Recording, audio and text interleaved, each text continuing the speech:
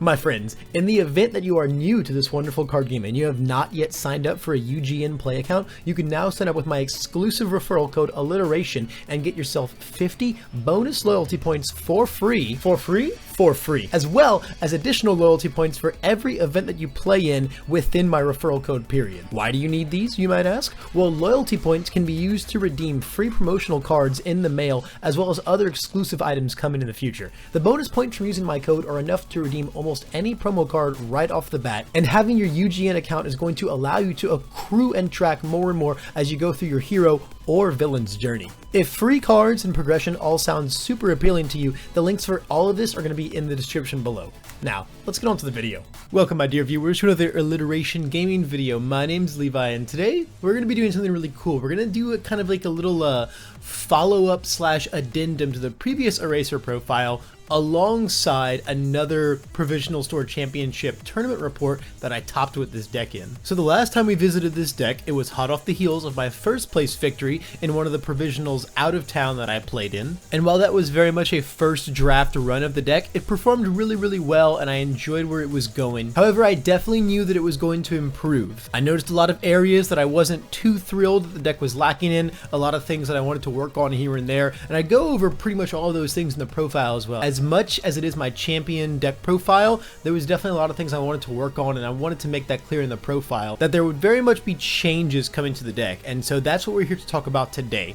So if you want the full breakdown and actual profile of this deck, go check out the video from a couple weeks back. This is a follow-up to that video. I'll have it linked somewhere in the description below and probably on a card somewhere around here. That way you can get the actual big picture view on the deck, and then all of the changes made in this video will make a lot more sense contextually. Over the last weekend, I played in another Provisional, this one being the one in my actual town, this being my locals Provisional. And I pretty much spent all of my time leading from the end of the last Provisional to that one, working on this deck so I could have it ready, because I knew that I wanted to play it in that event as well. And the work definitely paid off. I was able to take second place in this Provisional too. Technically a downgrade from my last position, but that's more so on me and not so on the deck, and I think the deck has definitely improved. And this video is going to kind of go over how I think it's improved, and also a report of the actual tournament as well. So we're going to have two segments here, one being me going over all the changes to the deck, kind of like the follow-up to the previous profile, and then if you still want to stick around after that, we're going to do a little report on the tournament as a whole,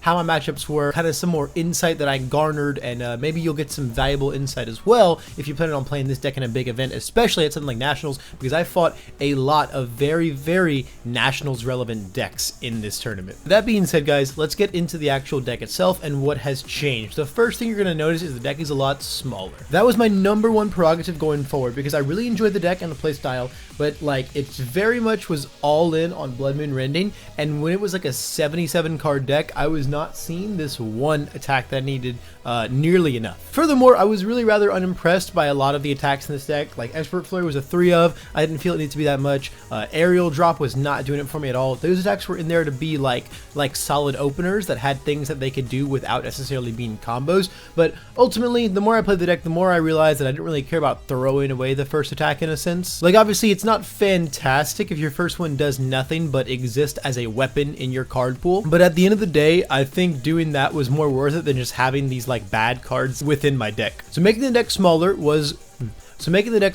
the chief priority, which led to a lot of really interesting decisions and cuts that are going to make more sense as I go through them. So the attacks are pretty much the same, except now we don't play the aerial drops, and Expert Flurry has gone from a 3 of to a 2 of. Again, this makes a nice 20 attack package, which I really liked. I was aiming to get the deck around 65 cards, which usually a little bit under a third of the deck being attacks is what I like for defensive 7-handers, especially, or like a Racer Head, especially ones that need to like sculpt their attack turn really well. So once I brought the attacks down to the 20 that I wanted to play, it was more so a matter of getting the rest of the deck in line with that number, ideally achieving somewhere between the 60 and 65 range. So moving into our actions, Erase for sure stayed a 4 of. That card is just way too important nowadays.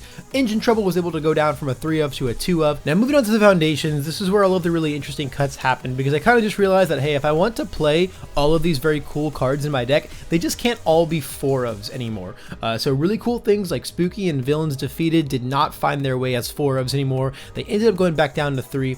Villains is like a tech piece. It's just something I really like personally. I really dislike throws and taking like free poke damage. Also, I love denying my opponent's momentum. So Villains is a card that I've always been really in love with, but for the sake of this deck, I think that it could go down to a 3-of. Spooky is a 3-of. I'm also not a massive fan of, but when the deck is a lot smaller, you can see it a lot more often. There is an argument for you still need to play 4 no matter what, because this is the one deck that can't protect it from being flipped or destroyed with things like Chivalrous Competitor on all or struggling with Studies on death. This build cannot protect Spooky, which is honestly one of my biggest gripes with it personally, but that's not really something you can fix. That's just a matter of playing Eraserhead on the Void symbol. A huge addition that I overlooked initially was Unexpected Hero. This card is really good. Being able to chain within things like Binding Cloth Capture, making them discard, or your opponent aggressively using things like One with Nature to discard and being able to draw off of that is really powerful. I had a lot of insanely strong interactions with this card the whole day, and it was really good. Also, a free -3 speed out of nowhere. Like, if you're going to block the attack, the +3 damage doesn't matter, right? So this let me survive some Tokoyami turns that I definitely should not have been able to otherwise survive. And then also, it's just the free random 3 damage pump for you once you clear their hand out, which is really good. This card helped me count to 20 on the backswing a lot of times against those decks. We also brought in the inclusion of Taiyaki Fanatic. If you're noticing, actually, Prone to Dry Eyes was cut for these 2 copies of Taiyaki Fanatic.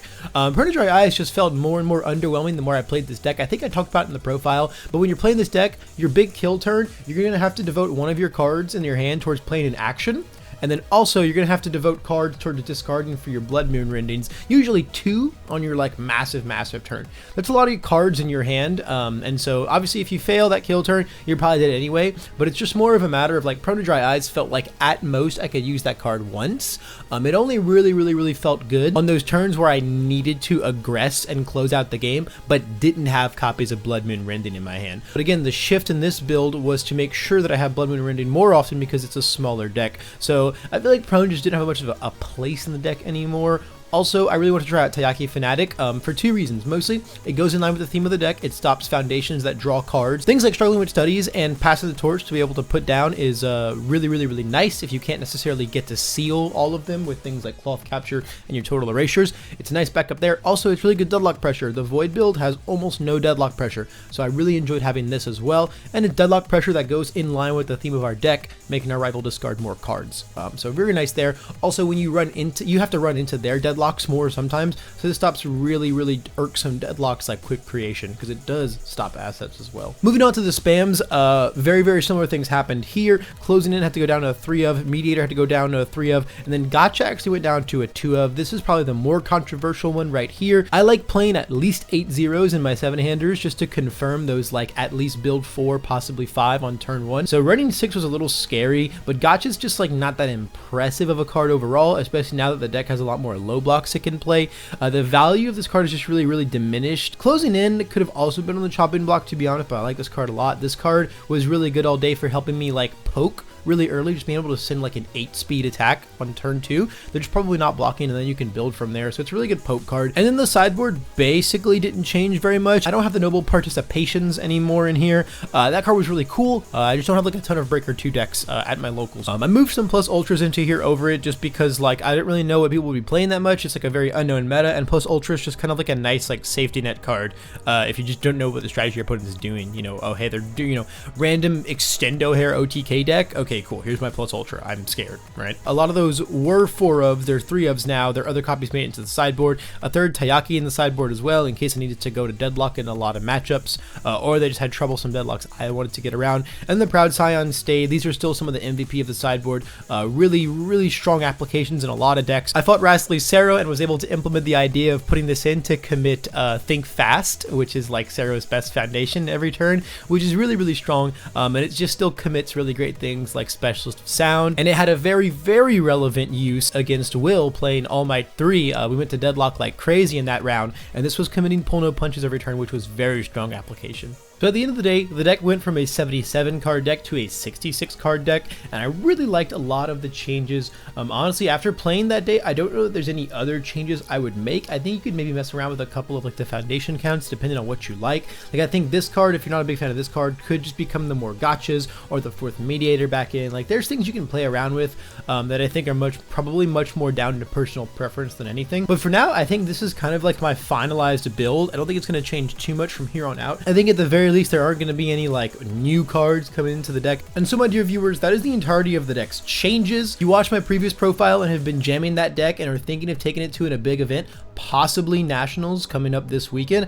I think these are definitely all changes you should look at. A lot of things implemented here helped me a lot and really got me prepared and gave me some valuable insight into tackling the meta. Now speaking of insight and tackling the meta, let's now go over the actual tournament report aspect of this video itself. So first order of business is I almost actually didn't even play this deck the day of the tournament. The tournament was Saturday and I worked till like 4 a.m. Friday night, and so I was like, man, if I wake up tomorrow morning and my brain is just mush, I'm just gonna play Stain 2 and just be a gorilla. But I woke up with like what I felt was enough brain power to operate this deck, so I still took it there. I woke up like a little later than I would have liked to, so I wasn't able to get a good breakfast in. So I was like, okay, I'm just gonna like DoorDash some breakfast tacos to my card shop. And so I make my way to the shop. The second I got there, I found out that we had to write our deck list down. I didn't know that, otherwise I would have just printed it out. That's fine. I'm waiting on my breakfast tacos anyway. Right before we're going into round 1, I get a notification from DoorDash that my breakfast taco order has been canceled. And so I was a very sad Levi going into round 1 with no breakfast tacos, very low on energy and not feeling great about it. So round 1 gets announced, and of course, none other than Rascally, Mr. Andrew Roeder, the up-and-coming Sero King. And I was kind of concerned about this because, like, yeah, Eraserhead, like, if you pilot the matchup perfectly, you can really shut that character down. You can really shut Sero down. But I was low on brain power, and also I had no idea what variant of Sero he was playing. I didn't know what kind of new set 3 hotness he was cooking up, so I was a little concerned going into the matchup. Turns out it was a very discard heavy void discard build with stuff like Villainous Waylay and the Shinso Punch. He checked a 2 on like his opening tape swing on his first attack turn, and that just really set him behind foundation wise. And then he checked another 2 on what might have been his kill turn had he not checked the 2. There were a lot of variables there. I might not have lost the game, but he did have some very unfortunate 2 checks, and I was able to play around a lot of his waylays with night watches. I think I night watched 2 waylays that game, which is really lucky for me. So I found the really good tech to kind of work around it, and with some unfortunate checks on his end, I clinched that game pretty easily. And as much as it sounds like I kind of just like, you know, bad lucked his way into the win, that deck does play 7 2 checks with tape swings and Villainous Waylay, so that just is like a part of playing that deck sometimes. And then in game 2, he went first, but only had a build 3, and I started in my 2 Proud Scions and saw like both of them by my second build turn, and so he never had Think Fast, and then he never had one of any other foundation as well. And at that point, I was just leveraging my 7 hand size to just build much wider than him, committing my 2 Scions to commit 2 of his things every turn was just really oppressive. He wasn't able to actually get like any good poke and leverage in. By the time he was ready to attack me, I was just so stabilized, and it gave me a lot of leeway to sculpt a really deadly Blood Moon Rending turn. And after ripping his whole hand away and sending like 30 damage down his throat, the round was over. I also think that I brought my Blood Curdles in game 2 as well. And being able to Blood Curdle him was also a way that I was able to close the game out with my Blood Moon turn on game 2, because Sero once per game really hurts the whole Blood Moon Rending game plan, because you have to have like 2 of your attacks and then 2 Blood Moon Rendings just to get like 1 string off, and then like the value of it just diminishes so hard.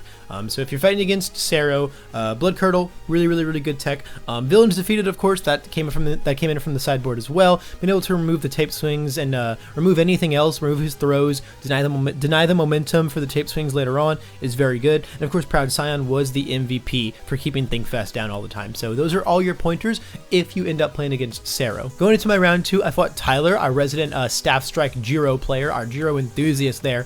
And honestly, that matchup is just kind of a matter of seeing Night Watches. I main 3 in a 66 card deck, so I see Night Watches pretty often, and I also play extra actions that are online a little sooner.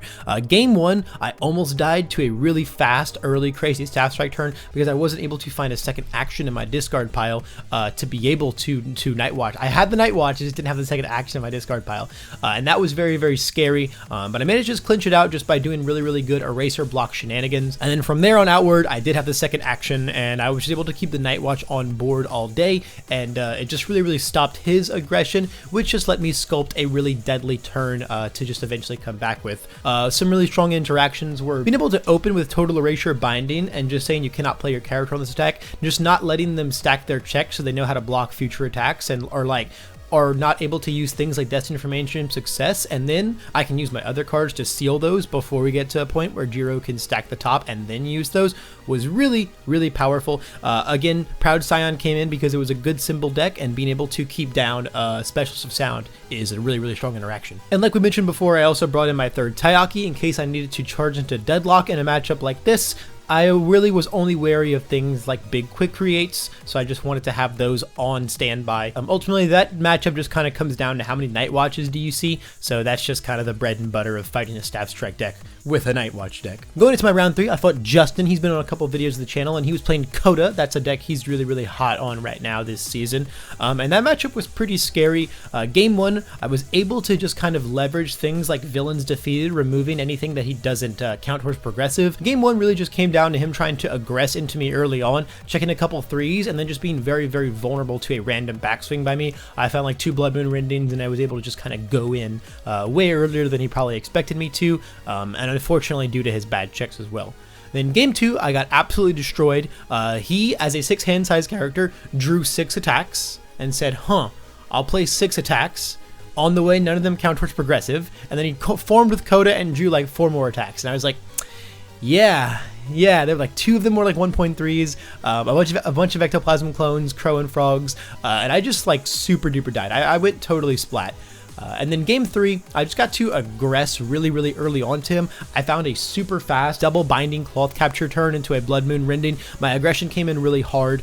Things like Proud Scion came in. They were able to keep down stuff like the Friend of Animals Foundation. And overall, it was just kind of a very blitzkrieg round. Overall, though, Coda is definitely a deck you should watch out for. I don't think it's going to be like a heavily represented deck, but I do think it is a very strong deck. And like sometimes that deck does just like take 2 turns and play like 8-9 attacks on you. Going into round 4, I fought Nick, our Chaos Tokoyami player, who ended up coming in, I want to say either 3rd or 4th in the event as a whole. And that matchup is as terrifying as anyone has ever told you it is.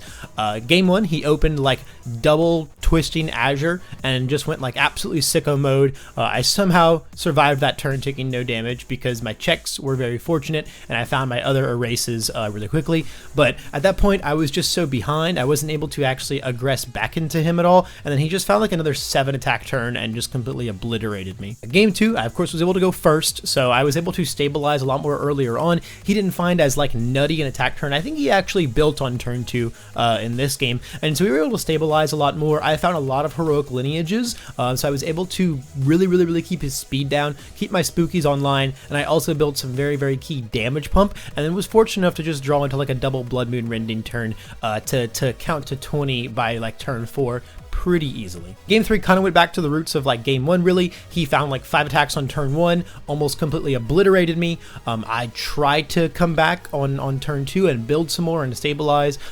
Generally, I'm building for 2 turns against Tokoyami all the time because if I go into his turn with like less than like 9 foundations, I'm probably just going to get nuked from orbit as a 19 health dude. So I was just trying to build to oblivion and survive forever. And then he just found like a 3rd consecutive turn of like 5-6 attacks. And I almost died. He just failed to check on like his 6th attack that turn. Funny enough, it was actually in this round that I had one of the scariest moments of my tournament career, because in this last turn when he failed his last attack to kill me, I thought his last attack couldn't fail because it was going to be on an 8 and he had 4 things ready. And there was a Twisting Azure in the card pool, so I thought all his checks had +1, so he can at worst check a 4, 5, 6, 7, 8. So I thought he couldn't fail it. But the Twisting Azure actually didn't pop off that turn because I had done spooky shenanigans to make sure that he couldn't activate the effect to modify all the checks for the rest of the turn. So he goes to play the attack, and under that impression, I started combining the 2 blocks of my card pool and my foundations because I thought he had it. And he was like, wait, I can fail this, and then fails the check. And I'm just sitting there with my cards semi pushed together going, Oh, thankfully I had like nothing flipped except things I had flipped that turn. There were like 3 bystanders that could confirm what my 2 blocks were to put them back in the card pool. It was like we called the judge, we fixed it all. It was the most repairable of game states whatsoever. But it was a very scary moment, and it was very clear to me right there that the fatigue of playing Eraser all day was definitely starting to get to me, and also the tilt of playing against Tokoyami, because that deck full straight up tilts the living life out of me. But I could definitely tell that my brain was not at max capacity anymore, and I was, rightfully so, pretty scared for how the rest of the day was gonna go. That round was very, very, very cutthroat. That deck is insane. You kind of just have to pray that it doesn't open the nuts every time and continuously find the nuts throughout the game, because there's really not much you can do if he does do that. I don't think there's any like specifically crazy interactions. It's just a matchup that's very just dependent on how much gas the bird finds. Because you can do everything right, but if he finds it, man, he just finds it, you know? And so those were our 4 rounds of Swiss. So I was ending our 4 rounds of Swiss undefeated, and then we cut to top 4. So I'm going into my top 4 game against Tony, my boy Tony Hevia. He's also been in a couple things on here. And he was playing Recovery Girl for this event, which was a matchup that I have a really, really decent amount of experience in, especially with this character. Basically, guys, if you're fighting Recovery Girl, you draw your hand, you say, can this kill her? If you can't, you build. And so game 1 was pretty much just the lamest game in the world. I built for like 6 turns, and then eventually I just found I handled like 6 attacks, 2 or 3 of them being Blood Moon Rendings, a cloth capture, so like a massive amount of discard in hand, and he only had access to like 2 passing the torch, and so I was able to just seal those along the way and basically just count to 30 across my attack turn. Generally, if you can just build and build and build and stave off their aggression while building up your own stage, things like Spooky and Villains Defeated really help getting around a lot of their key momentum plays, things like Gravlift, things like Electromagnetic Stomp. If you can just perfect block those all the way, don't let Recovery Girls set up at all with their pokes, and also deny them damage from their pokes. If you can manage to do that while also building your stage and also holding attacks, that's pretty much the key to beating them. And so you kind of just have to figure out how you can do that best. And then in game 2, obviously the Blood Curdles came in. I enacted the exact same game plan. I built for like 5 or 6 turns, and then I said, okay, I've got 2 Blood Moon Rendings in my hand. There are 5 cards left in my deck, and one of them is a Blood Curdle. And so I am taking every attack, because if I block any move and then check my last Blood Curdle, I have to spend a whole another 20 minutes cycling to try and find them again. So I just took everything, survived, drew my last Blood Curdle and like 2 more moves, and then I just said, yeah, Blood Curdle, I will now count to 30. And I was able to do that because there's basically no interaction from there on outwards. You just start sealing things like they're passing the torches, and they're just not going to have cards, and they will die. Conceptually, it is a pretty simple matchup, but there's a lot of things that you have to make sure you're doing right along the way to achieve that game state. You have to make sure you're denying their pokes well, prioritize building things like Villains Defeated and Spooky to make sure you can keep them off that. Tayakis are a big priority as well to stop their passing the torch enhances. Also really key enhances, things like self-sacrifice are really relevant too, because not only are they minusing your damage, they're probably destroying something that they want to just take and then rebuild. So like commit a pass the torch, draw a card, self-sacrifice it, destroy it, take the damage from your move, rebuild the passing and draw another card. So interactions like that are what make that character really game breaking. So being able to keep them off of that is really strong, and since you're the void symbol, you're able to do that.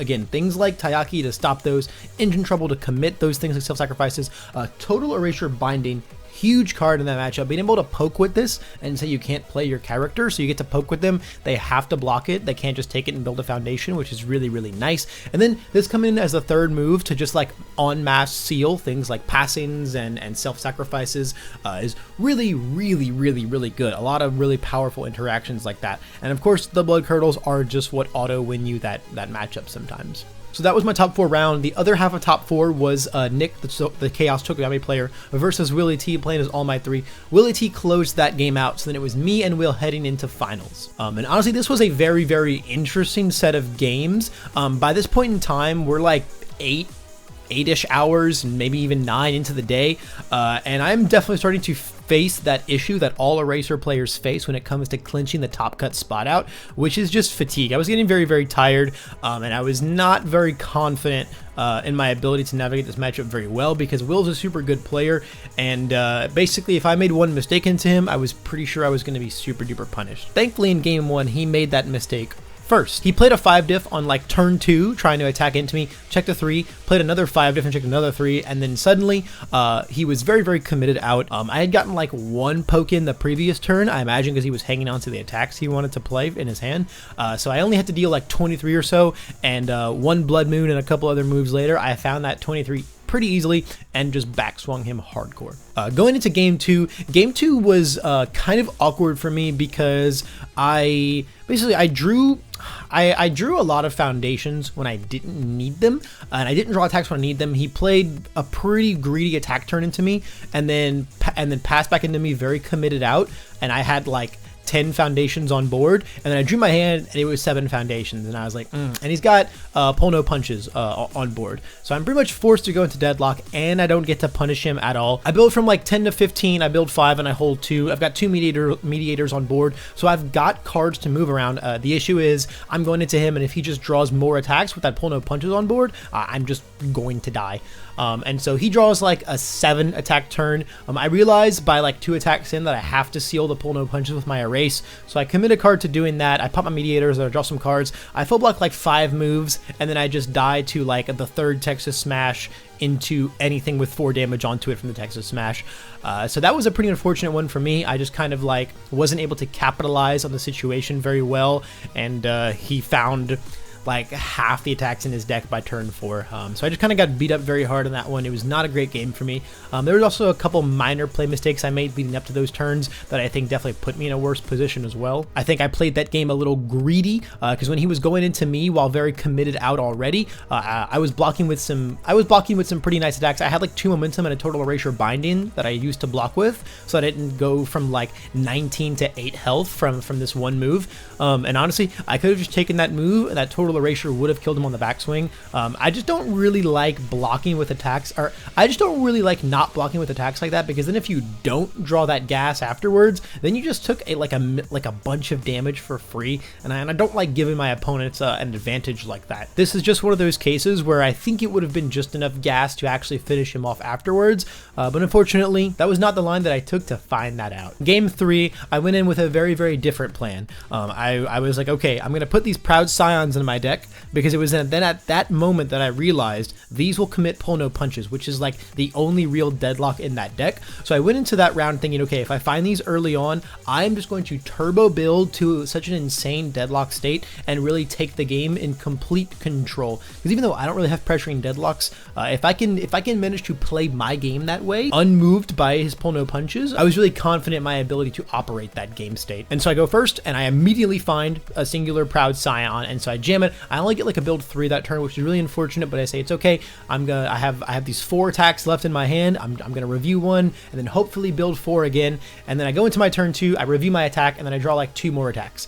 So I basically can play like 1 attack, I check a 3 on it, so I have to commit some cards, and then I only have like 2 cards to build after that.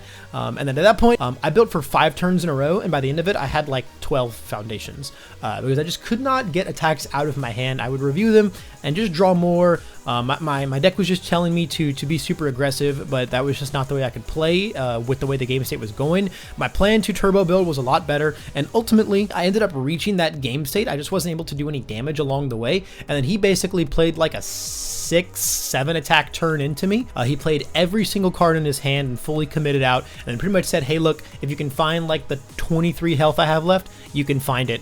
And so I review, I draw my 7, and so I know this is my big opening, and there are like at least 3 attacks left in my deck, and then maybe I can do some crazy erase plays to try and find more. Either way, I knew I was going to deal some pretty serious damage that turn, and even if I didn't close out the game, I was about to get very ahead on my life total. This was the opening I was waiting for, so I was very excited to go into my turn. And so I review, draw up to my 7, not realizing that the review puts me to 1 card in deck, and I had to block with all of my erases the previous turn, meaning they're all in my discard pile. So the second I play 1 attack, I check, and now I have to cycle, and I can't grab my erase. And so that was just an absurdly monumental misplay on my part. If I hadn't reviewed, I would have had 2 cards left in my deck, so I could have played a move, checked, then picked up my erase, and then still had it. But unfortunately, I completely lost my erase in circulation. I was able to play a few attacks and deal like 15-ish damage, but it wasn't enough to close it out. And then even after checking like 5 cards through my turn, I wasn't able to find another erase. And so I'm passing back into him with a massive board and a bunch of cards in my hand, but I have like 4 low blocks in my hand because I drew like 3 attacks and then 4 low blocks, and one of the attacks was Blood Moon Rending, so I just had like no options for blocks, especially with my erases all gone. So I've got this massive board and a ton of life, but I simply can't block very well because I don't have my infinite speed reduction and I don't have